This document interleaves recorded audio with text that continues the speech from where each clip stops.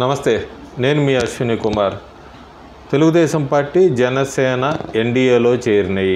అధికారికంగా BJP party జాతీయ అధ్యక్షుడు జేపీ నడ్డా, అట్లాగే చంద్రబాబు నాయుడు, పవన్ కళ్యాణ్ ముగ్గురు కలిసి అన్నట్టుగా ఒక స్టేట్మెంట్ అయితే రిలీజ్ చేశారు.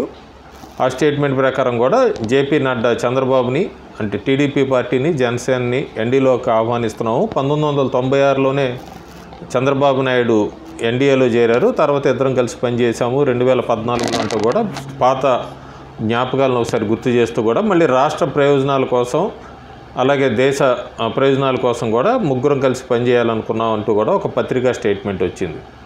సీట్ల విషయం పంపకాలు ఇంకా తేలలేదు. దాదాపు ఐదు ఎంపీ స్థానాల 6 అనేది ఒక్కటే క్లారిటీ రావాలి. అవన్నీ కూడా వాళ్ళు చంద్రబాబు నాయుడు, పవన్ కళ్యాణ్ ప్రెస్ మీట్లో అనౌన్స్ చేస్తారంటూ కూడా మనకు వినబడుతుంది.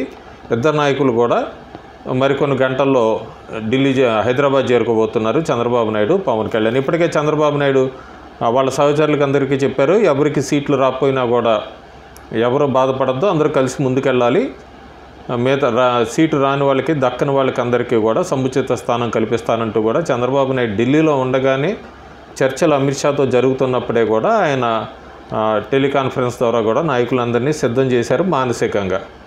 సో ఈ లోపల ఇదంతా జరుగుతుంది. మార్చి 17వ తారీఖు చిలకలూరుపేటలో టీడీపీ, జనసేన ఉమ్మడి బహిరంగ సభ అనుకున్నారు. అదేమన్నా మారచ్చు, 18 అవ్వచ్చు. ఎందుకంటే సమయం సరిపోదు కాబట్టి ప్రధానమంత్రి నరేంద్ర మోడీని కూడా ఆ సభకు ఆహ్వానించాలని, అట్లాగే ఆంధ్రప్రదేశ్కి మళ్ళీ ఏమేమి ఇస్తుంది కేంద్ర ప్రభుత్వం, లేదా ఎందుకు ఈ పొత్తు అంటూ కూడా అక్కడ బహిరంగ సభలో మాట్లాడతారని, అట్లాగే కొత్తగా ఏం లేకపోయినా మళ్ళీ అదే అమరావతి అభివృద్ధి కేంద్రం ఇస్తుంది, పోలవరం, ఇవన్నీ కూడా మాట్లాడతారంటూ కూడా టీడీపీ నాయకులు అయితే చెప్తున్నారు. మనం వేచి చూడాలి. 18వ తారీఖు ప్రధానమంత్రి నరేంద్ర మోడీ ఆంధ్రాలో సభకు వస్తే ఆ సభలో ఏమి చెప్తారనేది.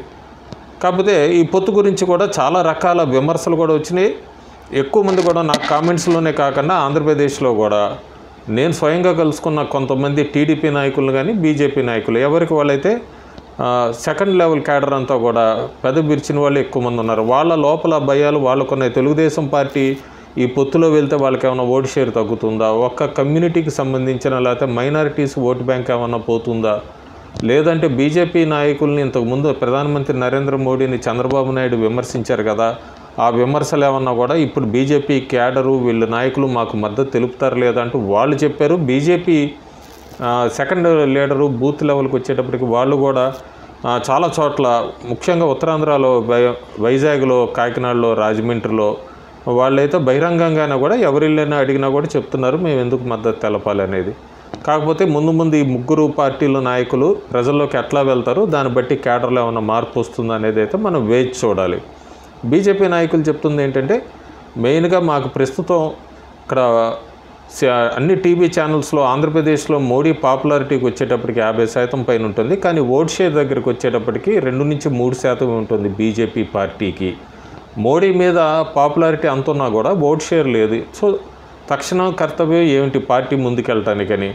వీక్ క్యాడర్ ఉన్నారు, అలాగే లీడర్స్ కూడా సరిగ్గా లేరు. ఇవన్నీ కూడా ఒక కారణం మాకు పొత్తులో వెళ్ళటానికి అంటూ కూడా బీజేపీ నాయకులు చెప్తున్నారు. రెండోది, మీడియా అంతా కూడా చంద్రబాబు నాయుడు చేతిలో ఉంది, లేదా జగన్ చేతిలో ఉంది. మీడియా మద్దతు కూడా మాకు కావాలి. సో ఒక పార్టీ ఎట్లాగూ జగన్తో వెళ్ళలేము, టీడీపీతో వెళ్తే మాకు ఆటోమేటిక్గా మీడియా ఫోకస్లో కూడా పడతామని. ఇంకొక కారణం బీజేపీ నాయకులు చెప్తుంది, బీజేపీలో అగ్రస్థానంలో ఆంధ్రప్రదేశ్లో ఉన్న నాయకులందరూ కూడా టీడీపీలో పనిచేసి వచ్చిన వాళ్ళే, వాళ్ళు ఎట్లాగూ బీజేపీని ఎదగనివ్వరు రాష్ట్రంలో. సో మాకు ముందు ఒక స్పేస్ అంటూ కావాలి రాష్ట్రంలో, ఆ స్పేస్కి అడుగు పెట్టడానికే మాకు ఈ పొత్తు. దాదాపు 5 పార్లమెంటు స్థానాలు ఇచ్చినా, 6 ఇచ్చినా 2 నుంచి 3 అయితే గెలుచుకోగలదు పార్టీ. దాంతో మేము ఆంధ్రప్రదేశ్ నుంచి కూడా పార్లమెంట్లో అడుగు పెడతాము, ఆంధ్రప్రదేశ్ అభివృద్ధికి మాట్లాడచ్చు, అట్లాగే పార్టీని ఆంధ్రప్రదేశ్లో ఎక్స్పాన్షన్ కూడా మాకు ఉపయోగపడుతుంది. అందుకే మాకు తోడుగానే పవన్ కళ్యాణ్ని కూడా ఎంపీగా పోటీ చేయమన్నారు అన్నదైతే ఒక వాదన తెర మీదకు తీసుకొస్తున్నారు బీజేపీ నాయకులు. అయితే పవన్ కళ్యాణ్ని ఎంపీగా ఎందుకు పోటీ చేయమన్నారు అన్నది వైఎస్ఆర్సీపీ నాయకులు వేరేగా చెప్తున్నారు. అది వేరే ఐటెంలో పెడతాను. ప్రస్తుతానికైతే బీజేపీ నాయకులు చెప్తున్న 4 కారణాల్లో ఒకటి వీక్ క్యాడరు, వీక్ ఆర్గనైజేషను, అట్లాగే మీడియా సపోర్ట్ లేదు. 2017 నుంచి కూడా చంద్రబాబు నాయుడుకి మద్దతుగా ఉన్న మీడియా అంతా కూడా బీజేపీ మీద ఒక ప్రచారం చేశారు. అట్లాగే తర్వాత జగన్ వచ్చాక కూడా బీజేపీ ఎక్కడ ఎదగనివ్వలేదు. మూడోది మాకు సొంతంగా కూడా ఎక్కడ ఏ ఎంపీ ఎమ్మెల్యేలు లేరు. ఇప్పుడు ఈసారి గెలుచుకుంటే పొత్తులో కొద్దిగా స్పేస్ వస్తుంది. ఆ స్పేస్ వ్యాక్యూమ్ తీసుకొని మేము ఆంధ్రప్రదేశ్లో పార్టీని విస్తరించుకోవడానికి మాకు కొద్దిగా సమయం దొరుకుతుంది. సో అట్లాగే తెలుగుదేశం పార్టీ అగ్రనాయకులే ఉన్నారు బీజేపీ ఆంధ్రప్రదేశ్లో, వీళ్ళందరినీ క్లియర్ చేసుకుంటూ వస్తూ ఉన్నది. బీజేపీలో ముఖ్యంగా ఎప్పటి నుంచో 90ల నుంచి ఉన్న బీజేపీ సీనియర్ నాయకులు చెప్తుంది ఆంధ్రప్రదేశ్కి సంబంధించి. సో మనం చూడాలి. ప్రస్తుతం అయితే మాత్రం ఈ ఎలియన్స్ 2014 రిజల్ట్ని రిపీట్ చేయగల కెపాసిటీ ఉందా? ప్రజలు వీళ్ళని రిసీవ్ చేసుకుంటారా?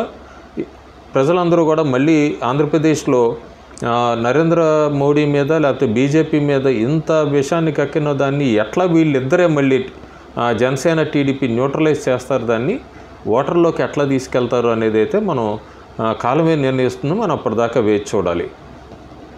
Thank you.